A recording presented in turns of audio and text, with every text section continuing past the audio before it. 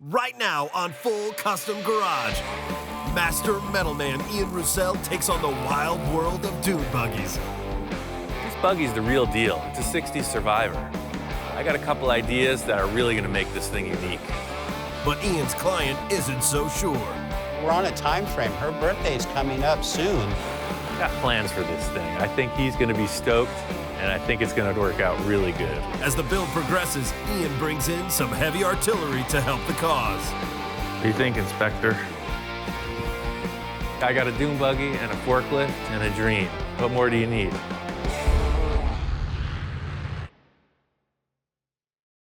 My friend Don, his wife Patty's birthday is coming up. He wants to get her something really cool.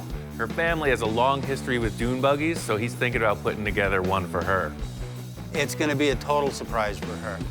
Growing up, her dad had a Myers-Manx when they first came out, and my wife had a lot of good memories with that dune buggy out at Pismo and some of the desert areas with that.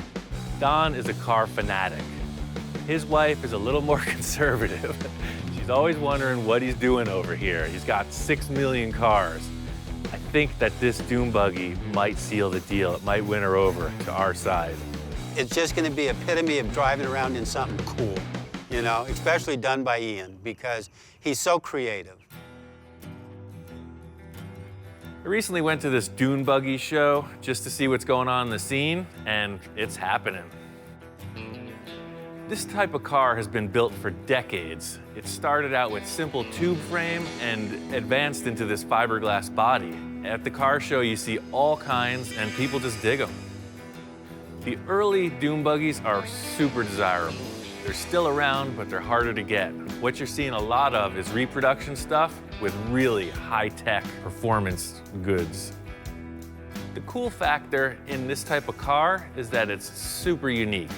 They're about having a good time, and everybody does it their own way. The Myers-Manx is kind of the standard. It has the reputation of being the coolest, most sought-after classic fiberglass buggy. Yeah, the fellow across the way said that this was the original, the real deal Manx. I guess this one sits on an original VW floor pan that's shortened. And just looking around it, you can see a lot of the parts are all VW Bug. Seeing all these dune buggies got me charged up. I'm ready to get this thing going. Don claims to have an old fiberglass buggy and a chassis back in one of his shops. He's got like 5 buildings, huge, all full of cars. He said just kind of look around. I guess there's a lot of stuff in here. He's not sure where it is. There's got to be 1 million cars here, and it's been sitting for decades. This car could be anywhere. Don's got stuff piled on top of stuff. Ian wanders around the boneyard here looking at this and scratching his head all the time. And I asked him, what are you thinking about? He goes, the next project. So we have lots of stuff here to work with. The whole game plan here is search and destroy. It's gonna be a lot of digging, fighting a lot of cobwebs, but if he says it's here, I bet it is. He's got a pretty good memory. There's stuff that can be hot rods out there, they could be gassers, they could be lead sleds. There's a variety of cars that I have here. There's just so much stuff here. Maybe I'm not gonna build the fiberglass buggy. He's got a bunch of tube frame rails. He's got some Jeeps. There's all kinds of stuff. If I don't find this buggy, it's definitely gonna be something in these buildings. Now this is slick. Oh man. This Sterling is kind of a funky car. It's probably why it's sitting back here in the shop. They have a look, but it's not the look I need. Everybody's got their taste in vehicles. You look at Don's collection, he's got Mustangs, muscle cars, bitchin' trucks. I pull out the junky old dune buggy from the back corner. This is what I'm looking for. Perfect. It's pretty freaking rough, but these bodies weigh like 150 pounds. This is perfect. He's got a chassis here. It looks like it's 68 or 70. It's all here. All the brakes are here, emergency brake, steering, suspension, transmission. This must have been somebody's buggy project that they never got to. This is perfect. This buggy's the real deal. It's a 60s survivor. I don't know where it came from. Don's wife, all growing up, her family vacations were dune buggies at the dunes. It could be her father's, mother's, brother's, cousin's, uncles. There was a lot of dune buggies going on in this family, and this thing's still here, untouched for decades. That old dune buggy body was something that my father-in-law had dug up years ago out in the desert from a guy that his son had crashed it. So the front end has pretty much been busted off of it, the gel coat shot, and it is in really rough condition. It really needed to be cut up and thrown in the trash can. It was that bad. It's like a Halloween costume. I love it. See, this is super light. This is perfect.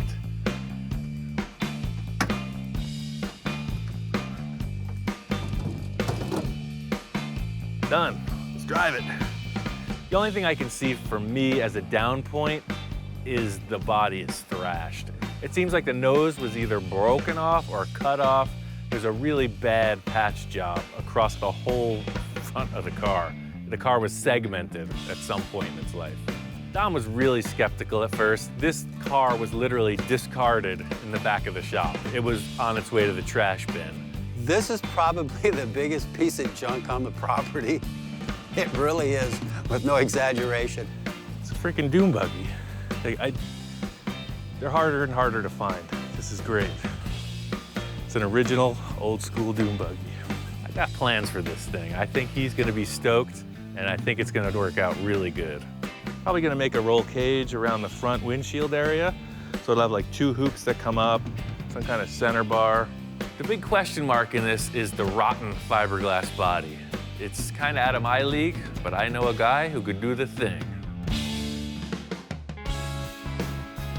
I really like to do everything myself, but I don't mind another guy getting itchy on my behalf. Fiberglass is a really terrible material to work with. It's one of the few exceptions I'll make.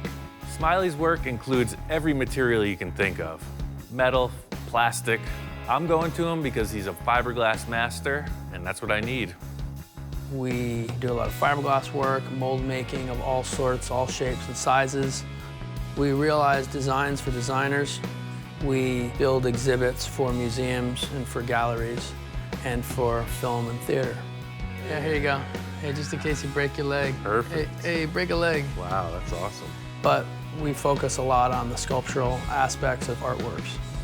I've seen this guy do all kinds of fiberglass work, creating from molds, just hand laying stuff. Cars really aren't his bag, but this is a fiberglass body, and I know this guy's a whiz. Ian came in with a very specific problem that needed a very specific answer. Well, we glassed it all back together. Whoever glassed that beforehand had no idea what they were doing. His problem was his car. It was poorly refabricated, it was poorly altered, and it needed some retrofit. It's pretty straightforward fiberglass repair. However, it was pretty spectacular how big the screw-up was on the previous fabricators. Part. It looked like they cut the whole nose off, right? I think they cut the whole nose off and then glued it back together with some kind of combination of chicken wire and bubble gum. Right. We just basically cut out the old section and re-glassed everything the way it should have been. But I can show you if we flip it over, maybe that's a good place to start. Yeah, because I remember it was barely hanging on there. That's why I wanted to attach it, right. So, it got really thick in some places, but I'll tell you why. So basically this whole section had some kind of chicken wire in it, and it had no cloth whatsoever in it. The cloth is what obviously gives it strength, but it was just solid resin, which is basically like holding it together with a piece of like glass or something. Well, when I picked it up, it was just chunking out those big plastic shapes, so I knew something was wrong.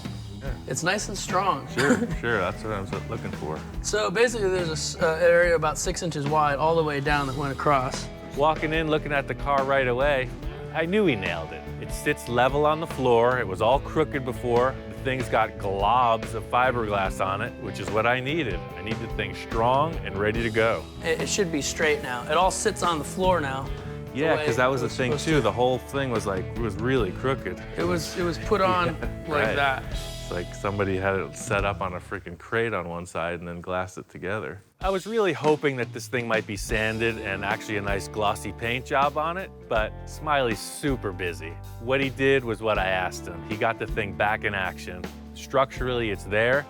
I gotta take it, sand it down, Bondo it, and get it ready for paint. Well, that's the thing, man. I think I could do all the finished body work. It was just this structure that I was clueless. I wanted to be sure it was done right. He works pretty much exactly like an artist in the studio works. He has an idea, and he musters the resources that he needs to make it happen. And he's got a number of projects going at the same time. But he works pretty much as if a painter would be working in the studio.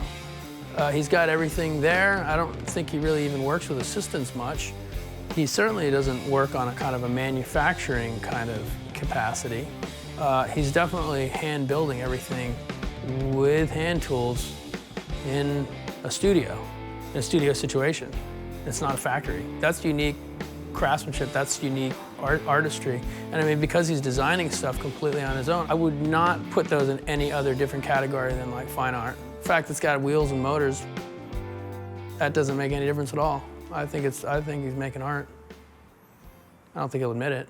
I brought the body back to Don's. I put it on the chassis, and I want him to check it out. I got a couple good ideas, and I think he'll go for it.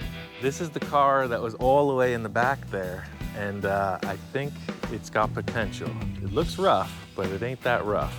What I'm gonna have to do is shorten the chassis. This is a stock bug floor pan. It was laying in the back there too, but you can see how the tires are out of place. With the body sitting on the pan, the pan hasn't been shortened yet. It looks a little odd. It's still looking a little rough around the edges, but I have a lot of faith in Ian on this project. Well, this would be great. This would be a little go-around deal for the wife around the yard here. It's a pretty unique body. That's why I picked it. It's gonna be cool. To see this old girl come back to life is gonna be really, really something. Seeing it a rolling project now looks a lot better than seeing where it was before. And it's starting to come along. It's still rough, but there's hope at the end of the tunnel here. Don's got a body and a chassis. I got a VW engine and a few other parts. I think this thing can come together quick. Right on, man. Well, I'm gonna wheel it out of here and get to it. Okay.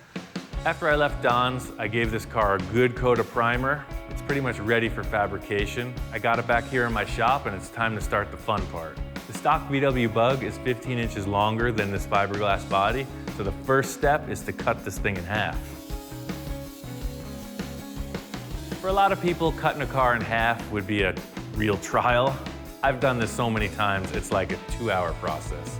I'm gonna cut this chassis in half, shorten to 15 inches, and get on with it.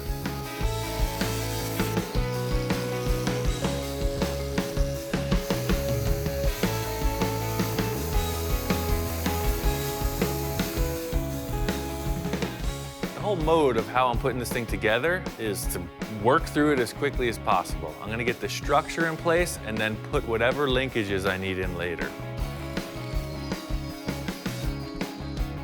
Shortening this chassis isn't a big deal for me, but I'm really making it mine. It's finally, I'm doing some work on it. It's been just conceptual up to this point, so it's cool because I'm starting to make some decisions.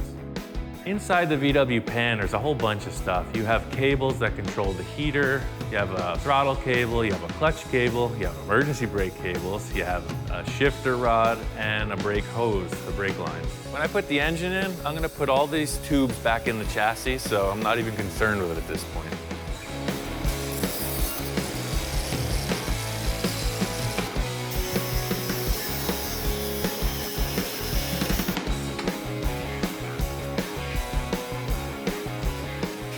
Deal. You see, there's really nothing to it. It's pretty straight ahead.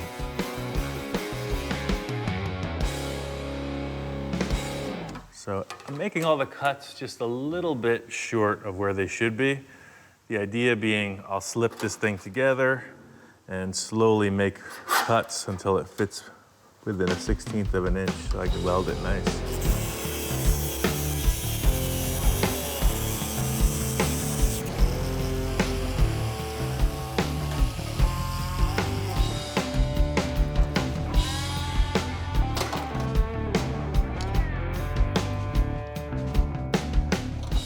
push the chassis back together, shorten the wheelbase, it looks great.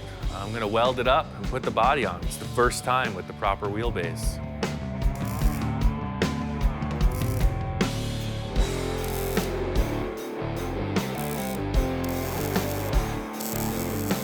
I knew that this body was built for a VW chassis, but this is a later model than the body was. These were for 60s Beetles that had a swing axle. This is probably a 1970 or so. So I really wanted to put the body on once the chassis was shortened and be sure it fit. I never knew if it would fit until now. All my calculations are correct. Put the body back on the chassis, it looks great. I'm stoked. Now it's down to just getting the dune buggy specific parts put together. I wasn't even looking for a dog. I don't even like dogs. This guy showed up next door, won my heart. Hellhound. You weren't relieved from your guard. It was a movie about some vampires back when I was a teenager. And the Hellhound, you know, is the most vicious beast ever.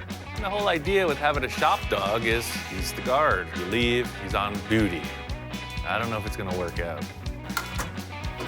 Think you can have a snack and then just mosey on out on your own accord? It doesn't seem to be very ferocious. If I walk away, I come back, he's asleep, he's eating. It's not a very vicious animal. Thank you. Thank you. Ready to yelp. All right, so it just looks like it's missing a top. It won't have a top, but I'm gonna make a roll cage. The look of all the dune buggies is the roll cage. Some of them had a single hoop, that was really early stuff. I wanna make mine a little more updated. It'll be safer, so I'm still making it with that classic dune buggy look, just better and stronger. So I'm using this 1.5 inch round tube. It's a 1/8 wall. It's good for a roll cage like this. Full race would be 1 5/8 inches, but 1.5 inch for a light car like this is perfect. Roll bars are pretty much standard. Race cars, off-road cars, you name it. Safety is the name of the game. The weight of this car and the strength of the tube is an ideal match. This thing can roll over, no problem. The whole idea with a roll cage is you just want room to live. You know, if something goes wrong, you want the passenger and the driver protected. The roll cage is the silhouette. It's the big part of the proportion of the car. I just want to make sure that it looks right.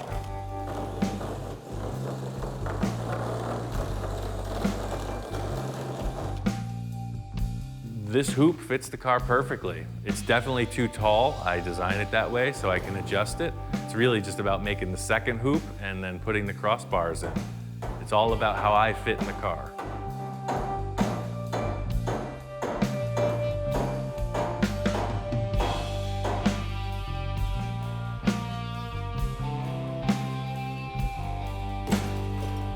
Don has got piles and piles of stuff.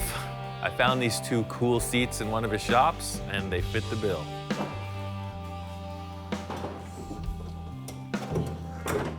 When I'm setting up a car, sit in it, it's all about how I fit. If the seat fits me, it's gonna fit almost everybody. Yeah, that windshield height's perfect. So the back hoop will be just above my head, and I'll have 2 tubes going forward. So, same deal as this. I'm gonna make 1 more hoop, cut 4 bars to cross over the center and go back and attach it to the car body.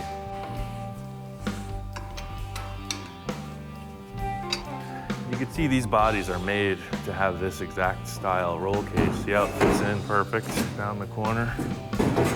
It's like when they did the glass, they designed it to have a roll cage in there. So you see it fits right in. This is good for me. I mean, there's plenty of leg room. You know, by shortening the car, you think, oh, we're gonna make it unusable, but remember, this Bug was a 4-seater, as small as it is, so I'm actually sitting where the front seats should be, just a little bit further back. Everything looks good. I just need to make the cross members on the roll cage, and it's a done deal. So, worst case, this is the height. Should all hell break loose. plenty of room. That's perfect. That's the height. The next step is to trim the lower sides of the windshield tubes and commit to this height. You can see the tube comes straight through, and I'll actually want to angle this windshield back a bit also. And that ain't happening because of the tire. So I'm gonna cut this off, and I'm gonna have to reattach with some kind of a different plate.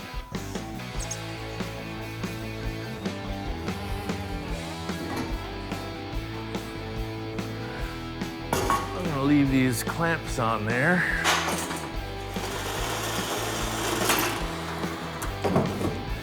That fits better now.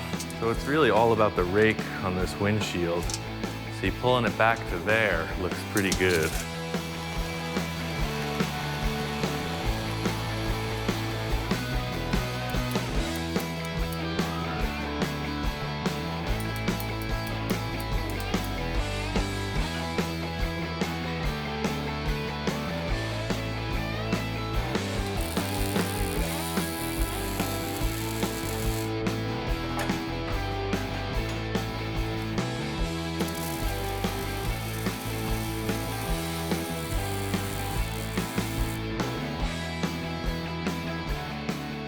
The whole thing with this is usability. It's gonna put some structure back in it because this fiberglass is pretty beat up, but this design is really so you can get in and out really easy.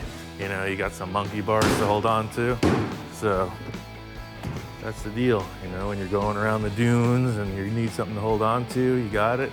And then to get out, you got a handle. And it looks cool. Ever since I started this project, I've been thinking about the engine. Searching around at Don's, as usual, he's got so much stuff. I find an electric motor for a forklift. Just in a pile of parts, you know, there's this electric motor, there's a bunch of switches, speed controllers, just electric stuff. Just got me thinking. I mean, an electric dune buggy, nobody's got that. That thing has been around before I've been married, and I've been married 35 years, so that thing is from the 60s, so it's gotta be 50 years old, and I don't even know if it works. I know nothing about it other than it's sitting out back. I've wanted a dune buggy forever, so building this, I'm kind of living vicariously through Don's project. I built an electric car before, and it's just a cool idea. I'd really like to make this happen. Yeah, I'm a little concerned as old as this electric forklift is, if the parts will work. And then we're on a time frame. Her birthday's coming up soon, and I would love to have it ready for her birthday for that big surprise. A typical story for me is just a bunch of stuff that doesn't belong together. I got a dune buggy and a forklift and a dream. What more do you need? I think electric car is happening. Today I got all the stuff set up to make this thing motorized. Body's on, the chassis ready. It's time to make this thing roll. Scabbed a bunch of parts off of an electric forklift. I got a 24-volt DC motor, some kind of a speed controller, a bunch of solenoids, and a bunch of cable. This is pretty much all the stuff it takes to make this car move. It's just a matter of getting it together. When I took this whole thing apart, I didn't think to test the motor because I was so excited that it was free. I just grabbed it and ran. So it turns out the motor was seized. It wouldn't spin at all. I hooked up a battery and it was completely locked up. It's really a bummer because I got this motor for free, expecting to just go forward and immediately hit a wall. I have to put power to it and see what it's gonna do. It's a pretty sad state. This motor sounds more like a siren or something. It's really grinding, it's whining. Electric motors are typically silent, and this one sounds like something terrible. It'll be the only dune buggy with a real authentic engine sound. The crazy thing is this motor is operating. I put 6 volts and then 12 volts to it. It spins free. It's just making a weird noise. Full speed ahead with this program. I don't care what it sounds like as long as it works. This motor has to plug in to that shaft. This shaft is what spins the gearbox. That's basically what we gotta do is stick that thing onto that thing. The big challenge in this motor swap is the coupler. I'm having to create some kind of a cockamamie idea that mates this forklift motor to the Volkswagen transaxle. The coupler's gotta be strong and it's gotta be balanced. I found a shaft that matches the VW transaxle. I got a collar that matches that diameter shaft, and I'm gonna weld it together and run it. I just transferred these holes to this square frame. So this face goes up against the transaxle. The same bolt pattern as the Volkswagen engine, and they're centered so that the two drive shaft things are lined up. I put together some really hairy contraptions. This thing is pretty dialed in. It's loose, but it's gonna work. It seems like it's gonna work. That fits the Volkswagen transaxle. What do you think about that? It's gotta work. I'm going off the standard VW gearbox, so it has a neutral, which is perfect. I don't have to worry about the tires spinning. So it's kind of a safety mode. I'm just gonna hook up the motor and run it, see what happens with no stress on it. The big question mark is, how does this thing spin? So being in neutral and running it 6 volt and then 12 volt, it's cool. It's not perfectly balanced, but it's damn good. The cool thing about this dog is the first couple days he was sketchy, but he's becoming shop dog. It seems like the dirtier he gets, the mellower he gets. So I'm just not gonna wash him. It's such a bummer. It seems like anything that can go wrong will. This electric motor spins the reverse of what a Volkswagen engine does. That means we have 4 reverse gears and 1 forward gear. It's in reverse now, which will make it go forward. It's something I need to figure out. Yeah, there it is. I'm not gonna get caught up in the fact that reverse is forward. Sometimes things go sideways for me. It's still gonna move. First gear is here, and then second gear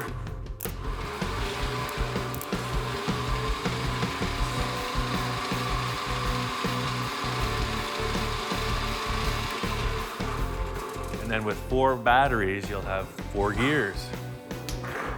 Should go 1,000 miles an hour. This proves that it works. There's 3 things I gotta do. Mount the motor, put a steering wheel in, and add some kind of brakes. It's pretty straight up. I cut through one of the brake lines, so if I hook that up, the brake should work. I'll hook up the steering wheel, and it's ready to drive. What do you think, Inspector? Think it's all right? He's schooling you?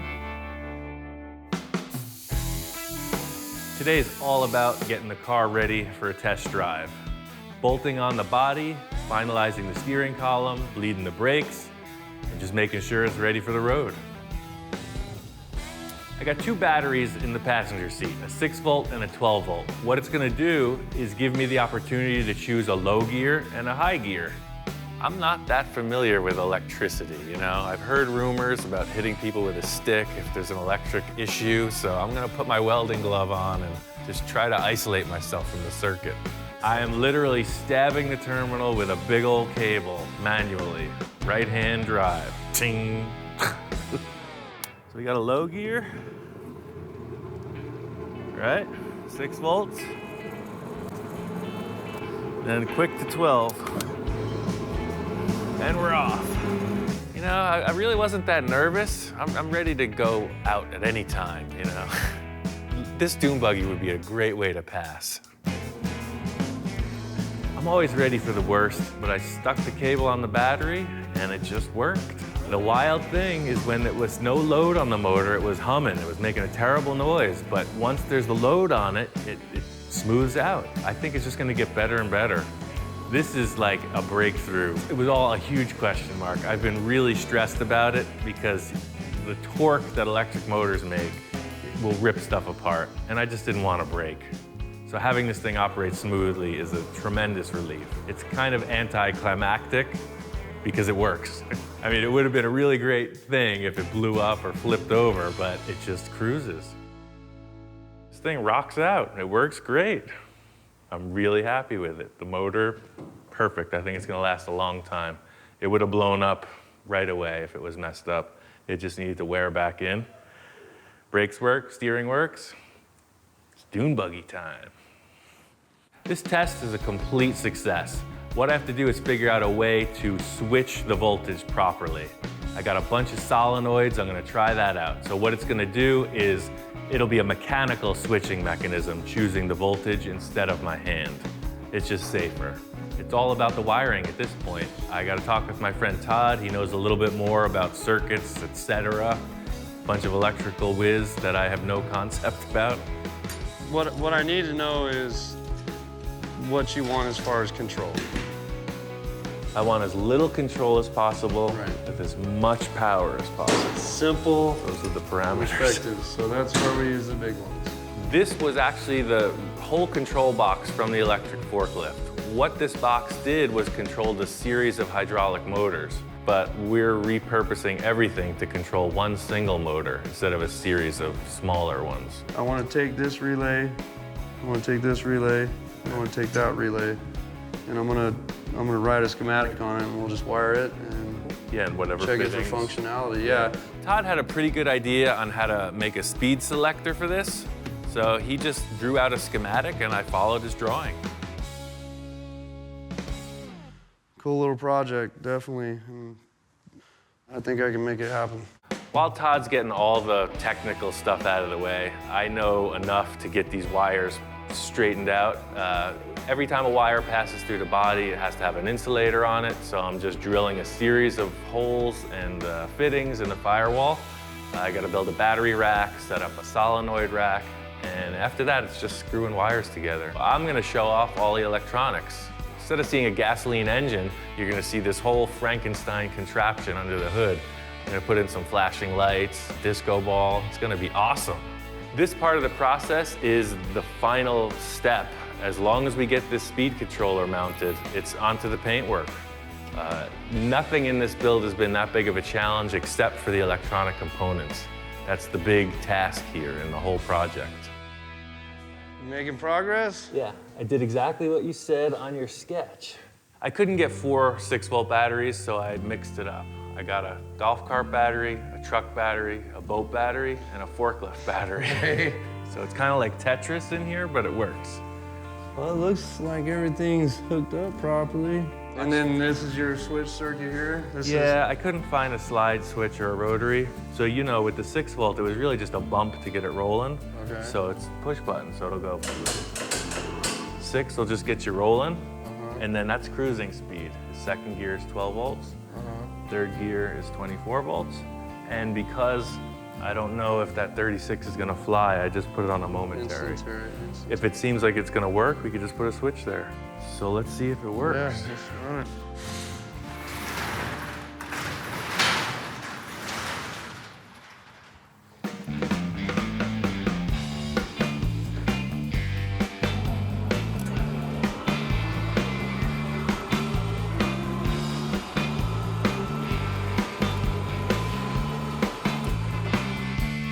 That is rad, man. I'm telling you what.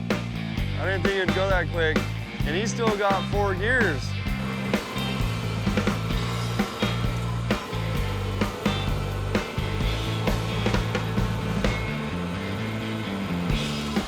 It's a little spooky when right out of the box it works, you know? Speed controllers operated fine, there's power, there's speed. We're ready to rock. See that? It worked. That is brilliant. Dude! Totally works. Right on. Awesome. Yeah.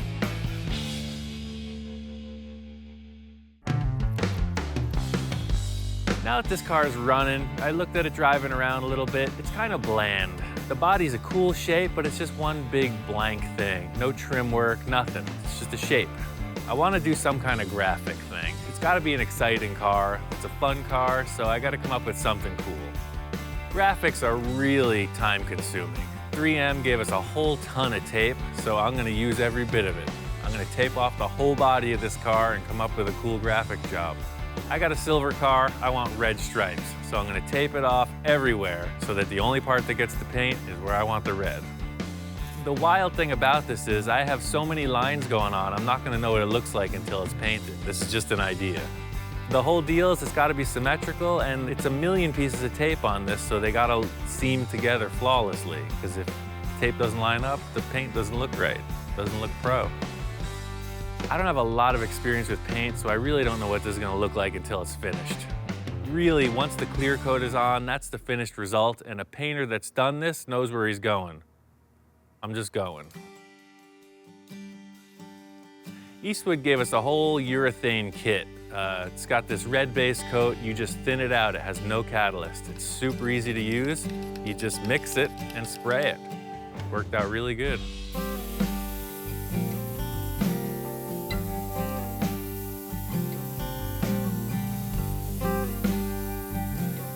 I didn't talk to Don about any graphics. He saw the car primered and loved it, so I hope when I show it to him, it flies. It's kind of dim where I was spraying it, so I rolled this car out in the sun to check it out, and it's pretty much the moment of truth. Did I make it? I started peeling it back, and the glitter was just popping. The sunlight was hitting that, it looked great. And then Dawn shows up. I don't know, Ian. Red's not one of her favorite colors. Oh, but that glitter sure looks nice. Even though red might not be your favorite color, come on. Every gal is a fiend for glitter. Shit, love the glitter. Right? Look at that metal flake. Oh, wow. That's Old really school starting to Doom come buggies. alive now. That looks really cool. When Don saw this thing in the sunlight, he was sold right there. He thought Patty, even though red wasn't her favorite color, he thinks she's gonna dig it. Not only do you have glittering lightning bolts, but you got a double red line there. That looks really cool. I'm stoked that the paint work happened. It was a little touch and go, but it worked out perfect. So once this base coat sets up a little, I'll clear coat it, and then really it's just like put on the headlights, put in the interior, and she's ready to roll. I think 3 days is good. Yeah, when he pulled the tape off and it was done, and the clear coat was the next step, I knew it was gonna come alive then. It looks absolutely great. Wonderful, wonderful. Be just in time for her birthday, man. Be perfect. Hope Be a she great likes it. surprise. Oh, she's gonna love it. All right. Okay, I'm going back to work. I'll be here. This isn't a really technical paint job, but it's way further than where I was going originally. And that's the thing, once you get excited about something, just keep going with it.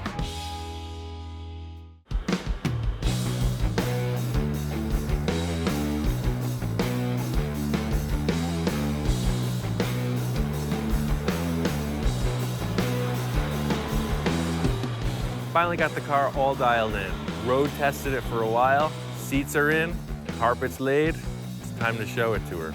Don and I are gonna reveal the dune buggy, and I really hope Patty likes it. She knows we've been working on something. She doesn't know what we've been working on. So I think this is gonna be a total thrill for her. She's been around the dune buggy stuff all her life. Her dad used to take her out, cruise in the desert many, many, many times. And she's such a tomboy. This is gonna work out perfect for her. Don't walk me into something. And here is your birthday present. Oh, I like the red. Wow, this is, oh, and you carpeted it. This is totally cool. No gas, all electric. Oh, wow. You can hot rod this around all you want around the compound here. That's so neat. And it has the hubs just like the race car. Just like Dad's race car. That's awesome. This is gonna be so much fun. Hot damn, she loved it. She really, really loved it. It's way cool. I like that it's sparkly, and I like the red. The pinstripes and everything on it is really cool, draws a lot of attention. It's way cool, I like it. Yeah, we actually found this back in the shop way back at the end. It was buried under a bunch of stuff, and we restored the whole thing. That is so cool. The thing that Patty responded to most was all the reused parts. We're on the same wavelength in that she's not looking to spend a bunch of money. She doesn't want a super fancy car. So the fact that we used all the stuff that was around her family's compound really turned her on. All of those parts are repurposed from something else. I mean, I don't think he spent hardly a dime on it except for maybe some headlights and a couple other things. I mean, we're into this thing for next to nothing. So the whole deal is it drives just like a car with the brake and steering, but there's no gas pedal. You just have this switch. So if it's in neutral, the motor just turns on. Really? And that's it. That's all you do, is on and off. And there's different speeds. So you don't have to shift. That's your shifter. I think my favorite thing that Ian did with the car is going electric with it. I think that is just way cool, and it shows how talented he is. I was kind of nervous because it's electric, so it's different. It's completely different. So I wanted to drive it, but I was also nervous about damaging it or doing something. But it's really cool to drive. It's a lot of fun. I love it! The cool factor about this whole build was that Patty's family was into dune buggies. I mean, for years, like old school when the thing first happened. So to restore this original survivor and give it back to her, it's like it came full circle. As far back as I can remember, my dad, he always raced cars, and he always had dune buggies. We always went to Pismo, and he had a Myers-Manx, and it was a lot of fun. And just looking at this makes me remember how much fun I had with my dad and with my sisters. And I'm not a girly girl, I'm a total tomboy, so this is totally perfect. Don was totally stoked. His big issue was this was a gift to Patty. He didn't want to end up in the doghouse, so me pulling this off for Don was really like an ace in the hole. Yeah, Ian did such a wonderful job on that, and my wife is so happy. I don't think we could have got her a better birthday gift than this. It was absolutely fantastic. Right now on Full Custom Garage, Master Metalman Ian Roussel transforms a 1955 Oldsmobile. This is a beat-up old four-door. When most people look at it, they'd probably trash it. All I see is potential. As the project moves forward, Ian's wild vision doesn't sit well with his conservative clients. All of a sudden, the windshield's cut off and the top's cut off. What are we going to end up with here? With some tricks up his sleeve, Ian's got to get down and make it happen. Bill's initial idea was to just primer and move this thing, but I'm going all the way.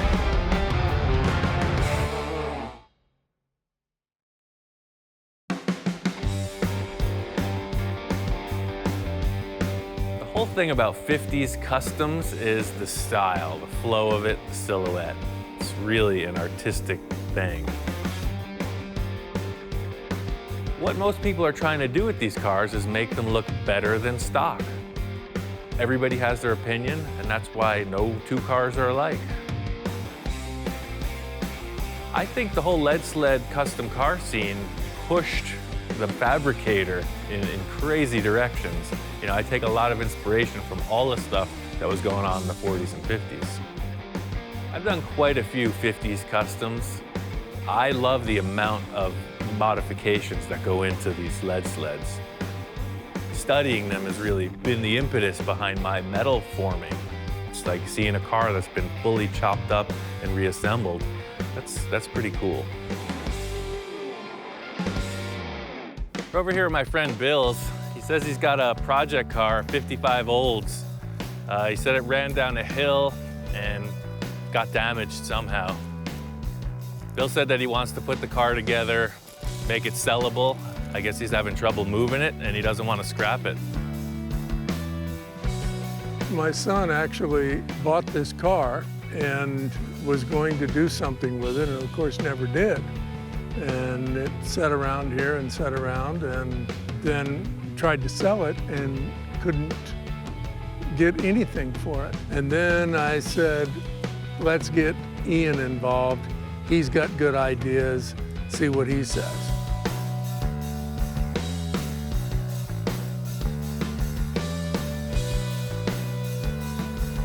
As I understand, Bill's son abandoned the car on the side of the barn. Apparently there was no wheel chocks put on the thing. During a rainstorm, I guess the thing loosened up and cruised down the hill on its own. The car itself looked pretty darn straight. Unfortunately, the tree really did the bumper some damage.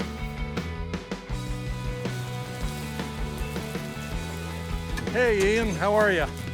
I was doing good until I saw this pile. You don't think you can salvage my mistake? I wish you would have called me a couple months ago before it hit this tree. It doesn't look all that bad. It does have some cool parts intact. Yeah. And you have the front glass, you said? It's just out? We do. Yeah, That's a big it's out. plus. As long as it has the factory curved glass, that's a good thing. It's just too bad that front bumper got hit. We're gonna have to find another one, and that's gonna prove to be a challenge. Well, I've seen your magic before. Yeah, you know I can cut them up. So it's the typical story of somebody's project dream car that just got in over their head. Yes, it is. And you're going to save it. That's what I do, sir. I'm here to save the day. I had Ian do work on previous projects, and I thought, well, with this guy's vision, let me get him up here and see what he has in mind. I'd say to really get somebody interested in this, we gotta chop the top. If you want a custom, that's the start. It's a lot of hard work. I've already done a 55 Oldsmobile chop top. Oh, you have? It gets tons of attention. I guarantee you, we chop this, primer it, get the glass in, somebody's gonna take it home. Good, good. Well, let's do it. Yes, sir. Go grab that tractor. I got some investigating. Somebody started working on this. I bet this car runs. Mechanics are pretty straight ahead. A lot of people get started on that. The rust and the metal work that everybody gets scared of. But I got this. So it's got all the interior parts. Sweet. It's got a bumper jack. It's got the glass for templates. This is perfect.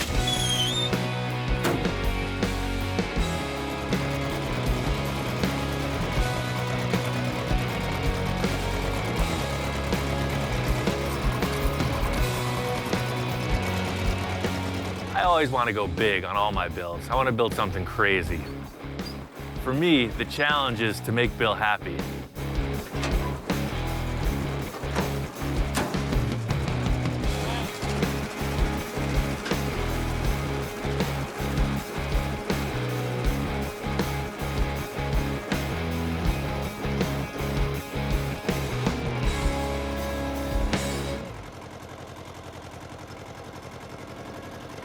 All right. This car really isn't in that bad a shape. There's a little bit of rust, no real cancer. The main problem is this front bumper, and we'll just change it out. I know I can fix the fender. I did another four-door 55 Olds where I chopped the top, I sunk the glass in it. It's a four-door, and it looks great. People love it. It's been to a bunch of car shows. I don't think Bill wants to go as far as I do with this car. I chopped another one just like it. I'm gonna bring it over here and show it to him and maybe convince him a little. People love that car. They're gonna like this one even more. Very good.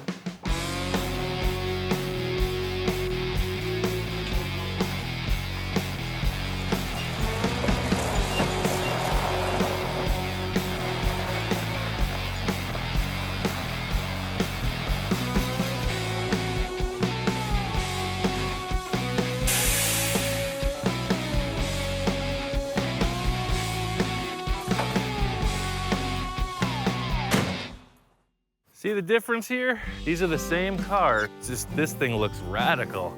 It's just chopped 4 inches, and then I put airbags under it. I took the factory glass and I sunk it down into the body. See how this decklet area is bigger than on the other car? Wider, much wider. Yeah, so I just pushed the window in and it's the real deal. So I'm gonna try to do the same thing.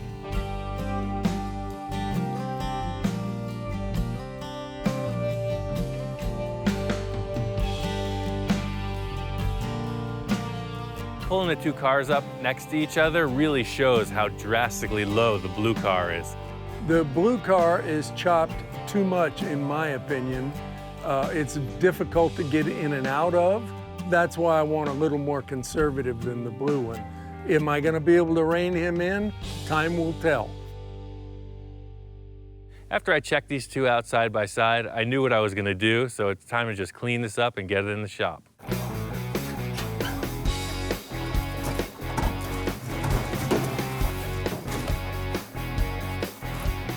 First step is always cleaning out the junk. You got a lot of wildlife in this car we gotta get rid of.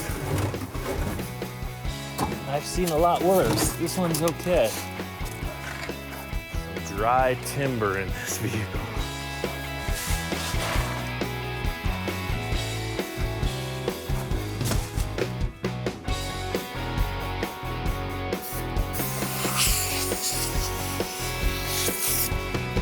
don't think this is adequate. Do we have any bigger guns?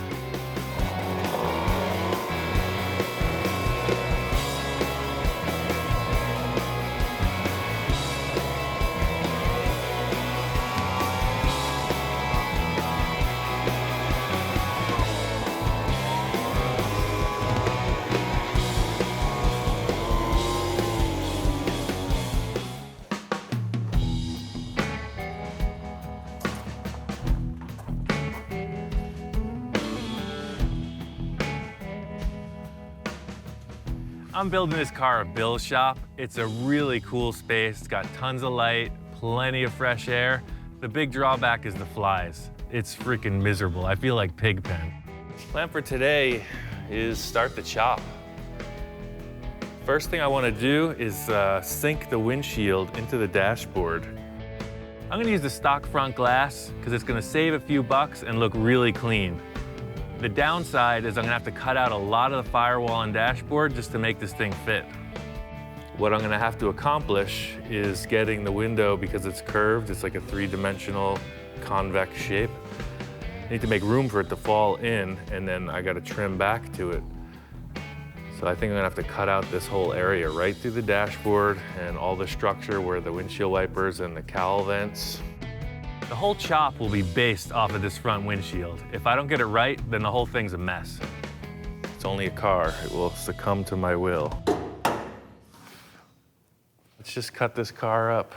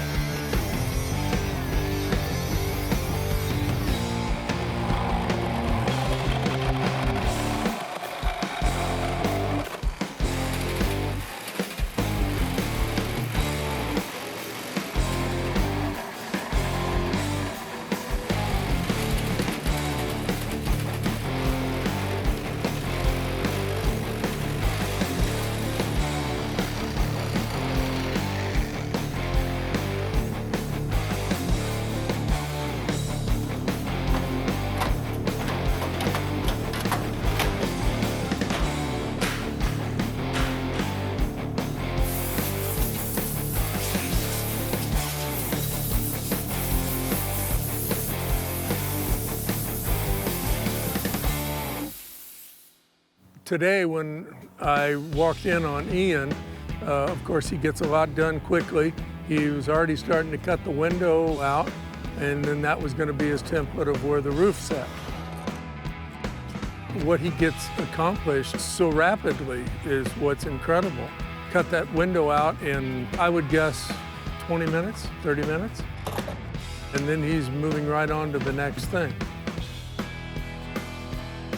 Look like 3 inches? I call that a 3-inch chop top. See how it followed this line straight down and it sunk in? I'm not even gonna have to cut into the doors. It's awesome. What I'm gonna do now is brace up the car because I love the way this works. We're gonna commit to a 3-inch chop in these pillars, and then I'm gonna figure out the rear window next. It's gonna be awesome. I really like it after I see the glass in there, and I think the 3-inch chop is the right thing. I'm gonna go with it.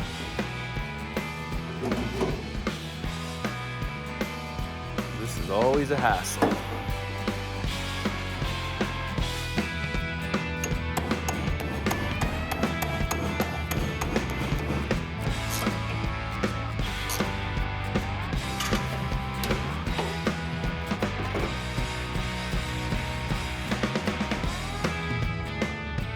Big part in chopping the top is supporting the body. It's got to be real strong when you remove the roof. Bill had some rebar laying around, and I'm just using that.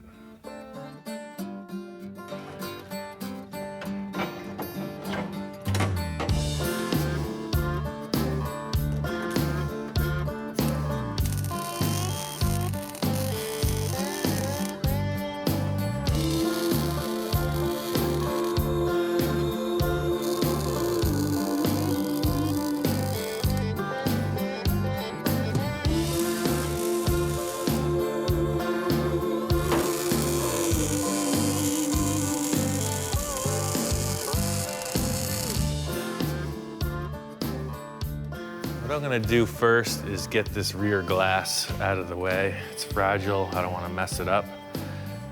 But what I wanna do is leave it in its little seal with the chrome trim. That way this shape surrounding it doesn't distort.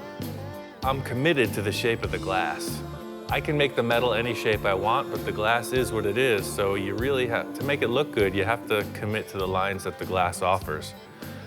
Seeing that I'm changing all the proportions of the roof, I still have to try to pull it off with this glass.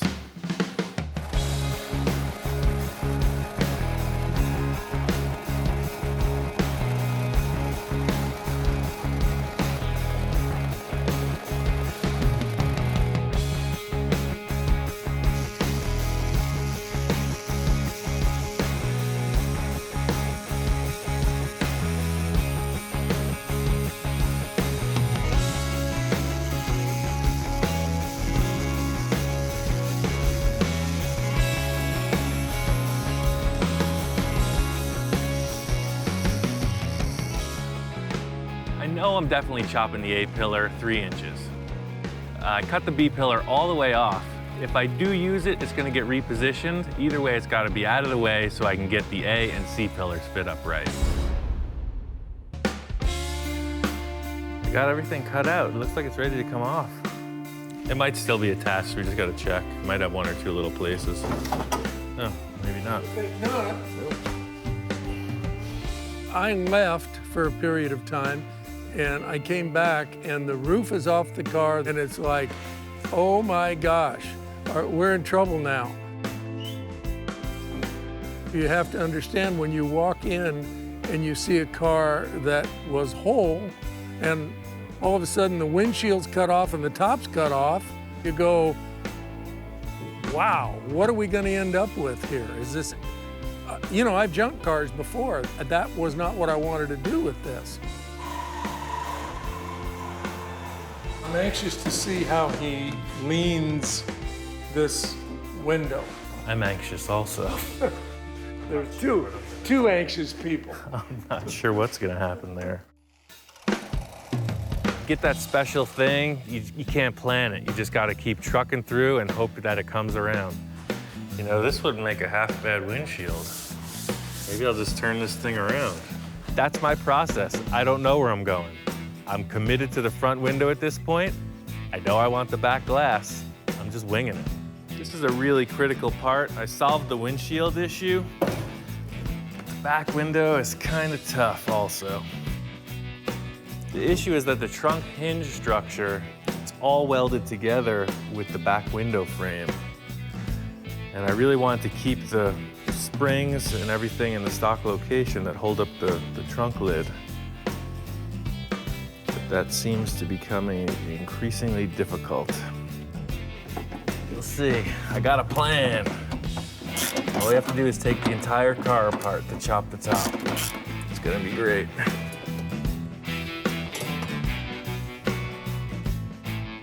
The way that I'm going through this, I've made some pretty crazy choices. I've removed a lot of metal. It's only because I want to come up with a really nice line. I don't want point A to meet point B. I want point A to meet point Z. I'll fill in the rest.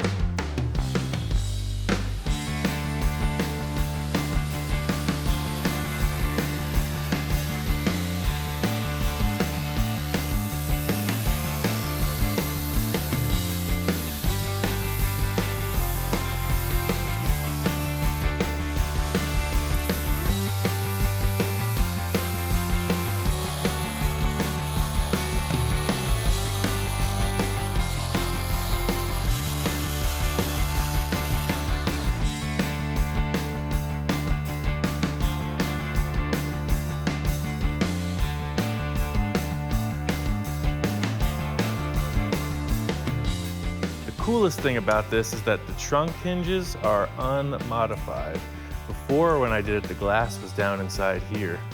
But now all the springs will go back. I can just weld the supports back in place. We're in deep now. I took out the front glass just to keep it safe. I gotta put the B-pillars back in for support.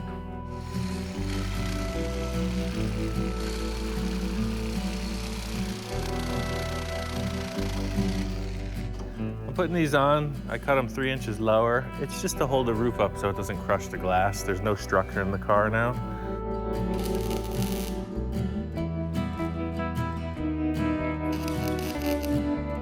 I was excited to see the roof back on, see the whole look of it, but putting the front glass in, that's the sketchy part.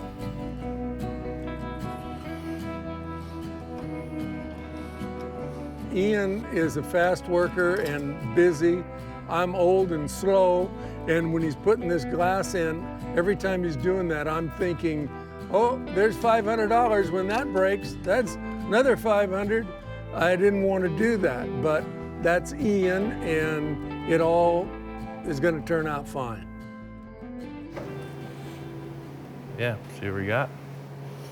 Yeah, see, that fits the glass freaking perfect. That's a 3-inch chop. We set the roof back on and looked perfect. That front glass fit like it was factory, and that's what he had in mind. And I was very relieved when the glass fit that way. Seeing the roof 3 inches lower, I know I nailed it. But standing around looking at it, it just needs something else. I'm still a bit apprehensive about the back glass, but he did the front, he'll do the back, and life will be good. The front glass, it fit great. Looking at this, I think it's gonna persuade Bill that this car is gonna be pretty sweet. My next effort is to square everything up, make sure it's all cool, you know, square up the back, and just tack in a bunch of braces. I'm probably gonna weld it right to the rebar so it doesn't move, just build it.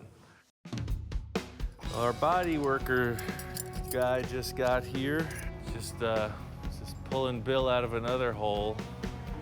Got himself into another trouble project here. Worked with John on a few other projects. He's been a body man his whole life. The dude knows his stuff. I feel confident to just let him go. So we were hoping you could come in from like midnight to 6 a.m. for the next few days and just body work and primer this. And we're gonna have to leave the lights off because we're on a really strict budget. So I'm gonna yank the deck lid off, the hood off. Probably pull this fender and the other fender too. All the work I'm doing on the roof doesn't have anything to do with this front sheet metal, so I'm gonna pull it all off and just start sanding and priming. Big relief, John showed up. I handed him off the hood, the deck lid, and I'm just gonna keep feeding him parts. He's a body professional.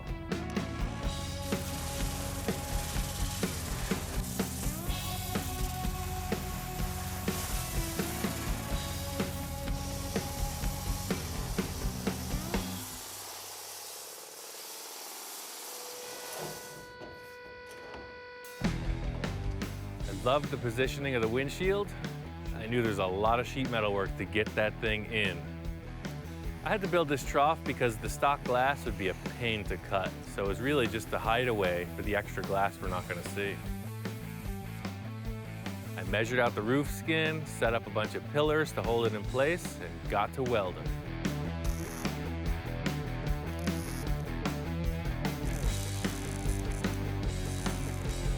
Clearly see how the glass is gonna land in this trough shape. Just gonna fit it up one last time and get onto the back window. This is gonna work. That is trouble. Now that I've cut it out, the whole thing is falling apart. There's been water under the trim, under the rubber. It's a complete mess. It's falling off of the glass.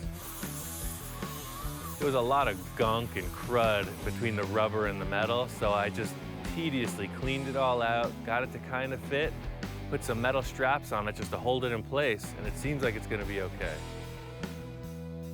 Desperate times call for desperate measures. Actually, it's kind of cool. I might just chrome those and leave them in place.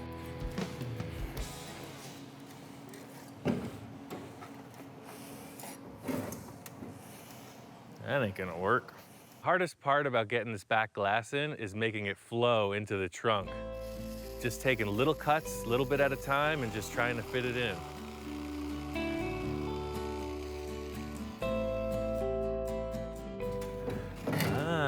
Now we're getting somewhere. My plan is to not sink the back of the glass at all. I'm just gonna sink this corner, see how it's starting to set under? What that's gonna do is as it comes in, it's gonna have this line follow through, like the hardtop.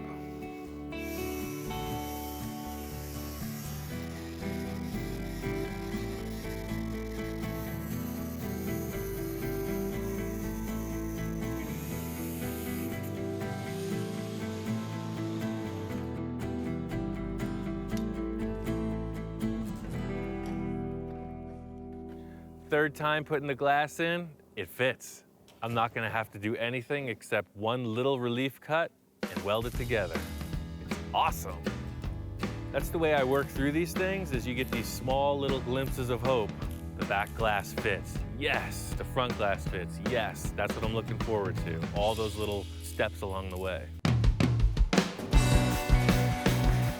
As soon as Bill told me he had a 55 Olds, I'm thinking two-door. They're worth way more money.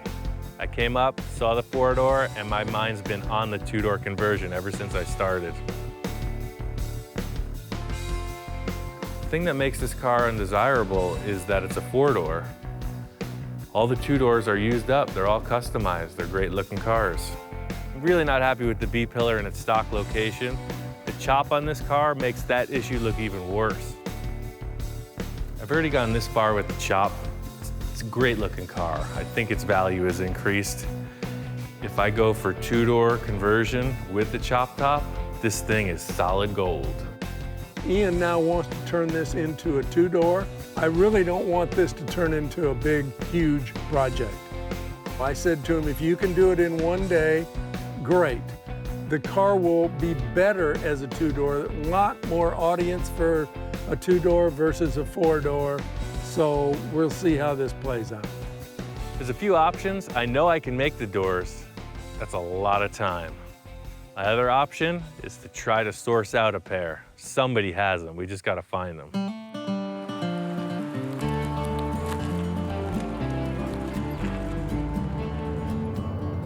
On our way out to Riverside, California, found a guy who's got a 55 Olds. It'll be perfect for this four-door to two-door conversion I'm working on. Hopefully he's got the parts we need.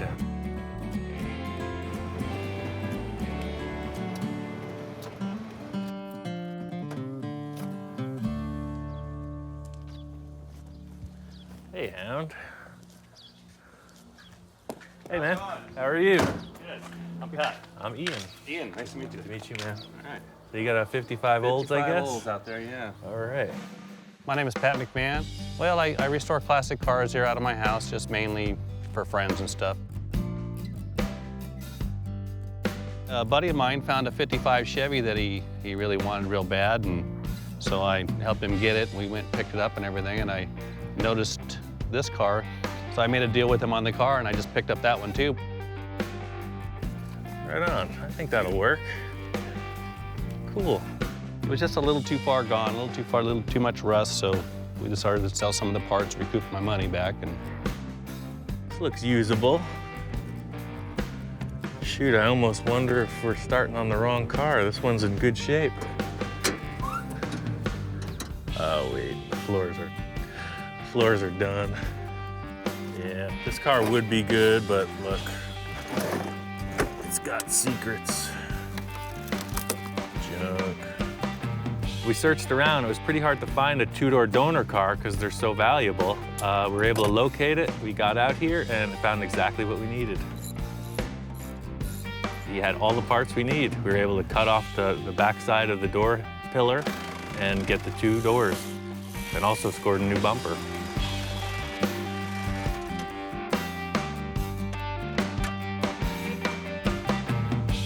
We got what we needed. That's the good thing. Back to the cave. Oh, the sunlight's too much.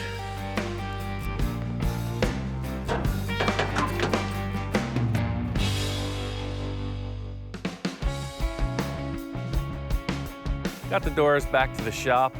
Today's the day I gotta make it happen. Four-door to two-door conversion, it ain't easy, but I gotta do it like right now. I just gotta prove to Bill that this is gonna work.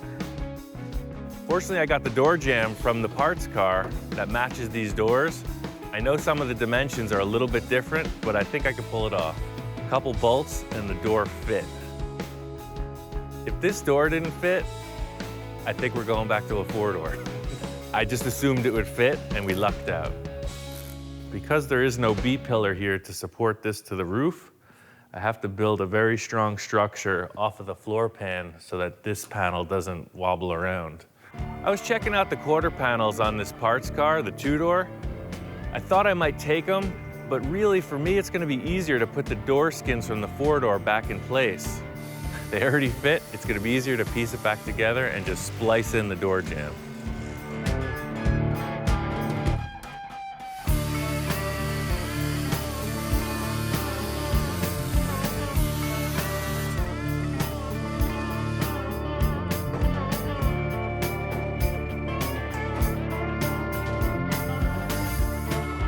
This is the same game as I did on the roof skin. I just marked on the outside of the B-post here. I'm gonna cut that, fit it, probably take about 16 or 18 times to get it right.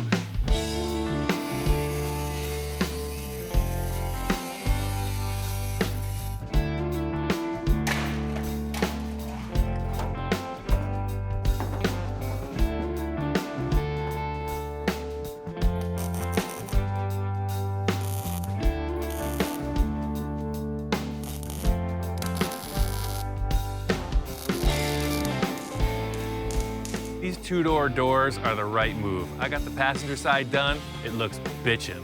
I gotta get the other side done before the end of the day, show it to Bill.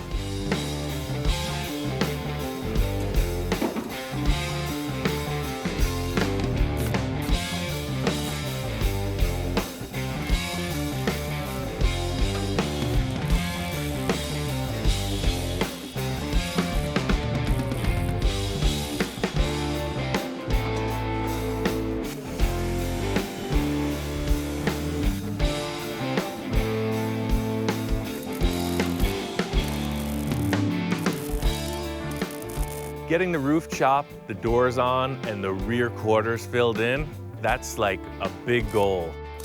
He did a great job. He did it in one day. I'm thrilled. That's the most satisfying part of it, is seeing that it's gonna work, but now the real tough part comes, just finishing everything. It's still a ton of work.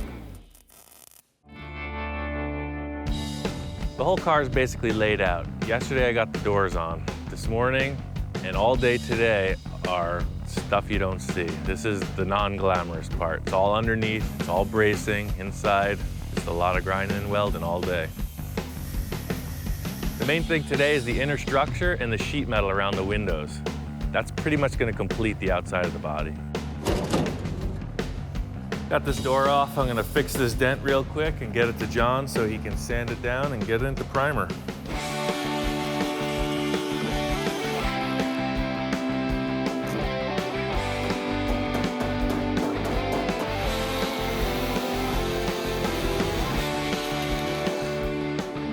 I got this dent pretty much out of there. It's a little wrinkled up, but John can go in with a hammer and dolly and just dial it in.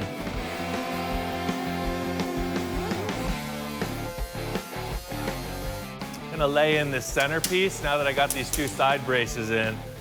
I'll lay this in, and then I'm gonna pop all the chrome off and the glass, take it out.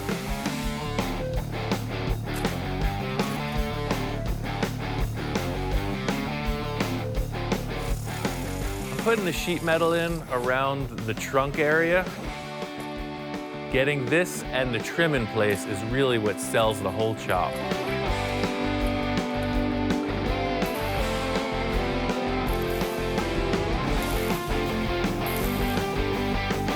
I was working on the back window. Bill brings in this kid to help.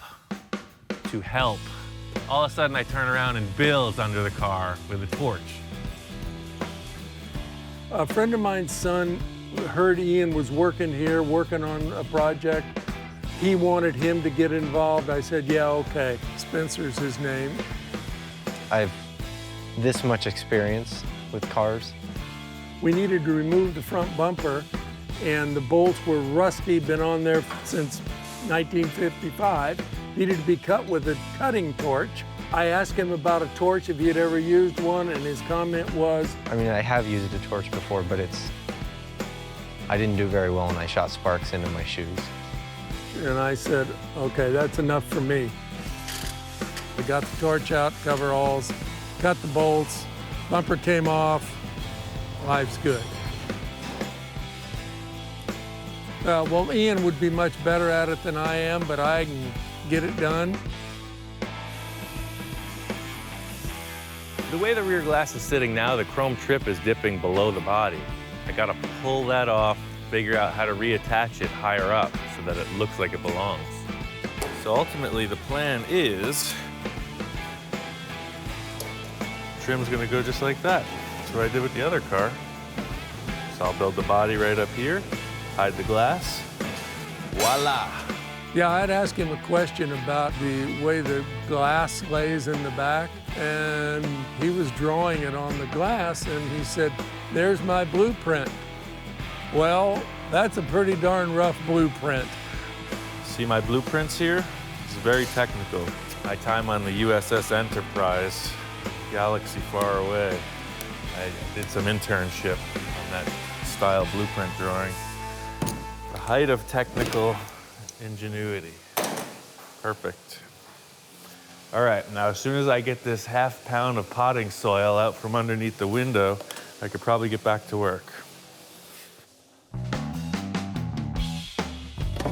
There's still 2 big holes in the car, around the windshield and around the rear glass. I gotta sheet metal that in. It's pretty tricky because the glass doesn't fit there. I have to make it look like it does, so it's pretty challenging. Put the glass out of the way. I'm just gonna grind this seam down and follow this right through. I'm gonna end up clearancing it a little bit so the glass can set on and off, but the chrome trim will hide that gap.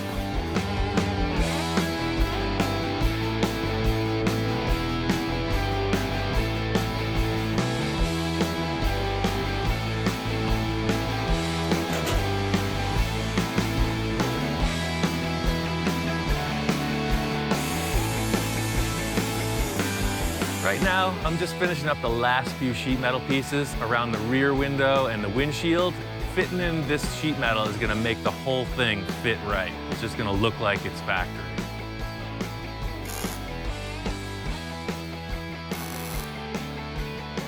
This is the least thrilling part of the whole job. It's always the loose ends, putting things back together that is just monotonous. But this is the part that really makes the car shine. Anybody can create a silhouette, but to have all the finished pieces in place, that's what makes a real custom. This car is 50 or 60 years old. Every panel's been bumped and dented and pushed at one time or another. I'm having to skim coat the whole freaking car. This car isn't gonna be show car straight, but we're putting it back, at least in a usable state. It was pretty freaking rough. This is the good stuff. It really sands easy, and the thing I like about it most is that there's very little air bubbles in it once it's mixed. Doing custom work is never easy. I picture it in my head, but in reality, it always takes 10 times longer. Pushing 36 grit sandpaper all day, it ain't easy. But look how good that stuff spreads. See what I'm talking about?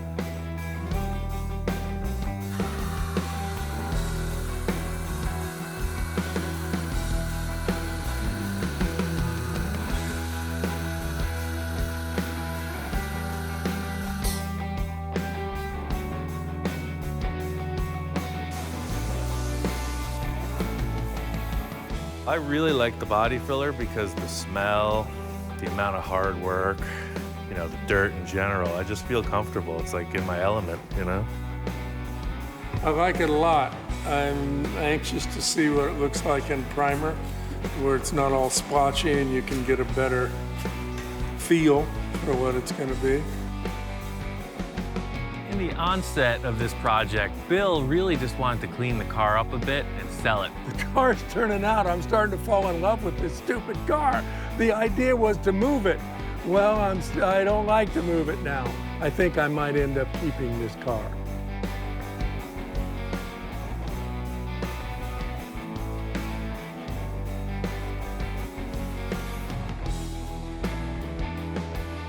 I feel very secure.